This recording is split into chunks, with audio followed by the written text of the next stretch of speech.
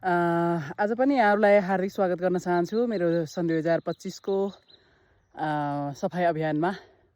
र आज पनि म ओखलढुङ्गाको एकदमै रमणीय स्थल, मनमोहक स्थल थानडाँडामा आएको छु। यहाँ माथि आउँदाखेरि एकदम रमाइलो पनि हुन्छ। यो बिहानको घाम झुल्किसकेको अवस्था छ र आज पनि म यसरी फोहोर टिप्दै हिँड्दैछु। यति फोहोर टिपेँ आज। हेर्नुहोस्, घाम पनि यसरी मजाले आइरहेको छ है। एकदम सुन्दर छ। तर सुन्दर भए तापनि अब यसको सुन्दरतालाई हेर्न चाहिँ थोरै मान्छेले मात्रै पाउँछन्, जसमध्ये म पनि धेरै पाउँछु। यसपटक भने म 3 दिन लगातार यहाँ माथि आएँ। यति स्वच्छ छ यहाँ माथि आउँदाखेरि। हेर्नुहोस्, म पसिना पनि आइरहेको छ। यो चाहिँ मेरो स्वास्थ्यको लागि राम्रो पनि हो। त्यसै कारणले म एकदम खुसी छु। अब फोहोर टिप्ने कुरा त जहिले पनि म गरिरहेको छु। फोहोर नफ्याँक्नको लागि पनि मैले तपाईँहरूलाई अनुरोध गरिरहेको छु। विशेष गरिकन हामी नेपाली समाजमा फोहोर फाल्नु हुँदैन भनेर सानैदेखि सिकाइएन, जुन कारणले गर्दाखेरि हाम्रो प्लास्टिक जन्ने अथवा जुनसुकै किसिमको फोहोरहरू जताततै फाल्नको लागि हामीलाई कुनै पनि सङ्कोच हुँदैन। कारणले सानैदेखि बालबालिकाहरूलाई फोहोर नफाल्नको लागि तपाईँहरूले सिकाउनुहोस् भनेर मेरो अनुरोध हो।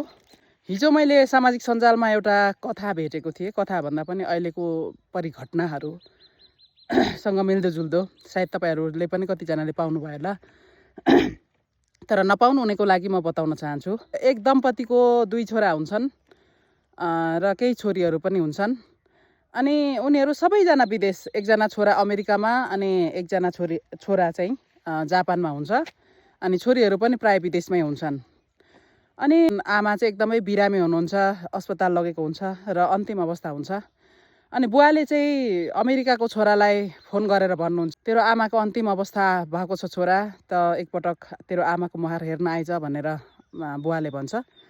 अनि छोराले के भन्छ भने, बुवा मेरो अहिले यहाँ आउन मिल्दैन, कामबाट छुट्टी मिल्दैन, बरु उता कान्छालाई भन्नुहोस्, कान्छा जापानमा, उसलाई आउन अलिक सहज हुन्छ भनेर भन्छ।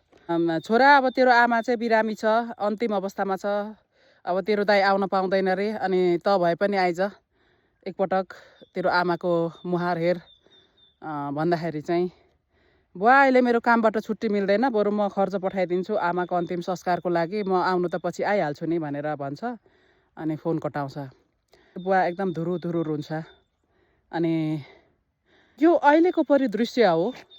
अनि अहिलेको समाज यस्तो भइरहेको छ।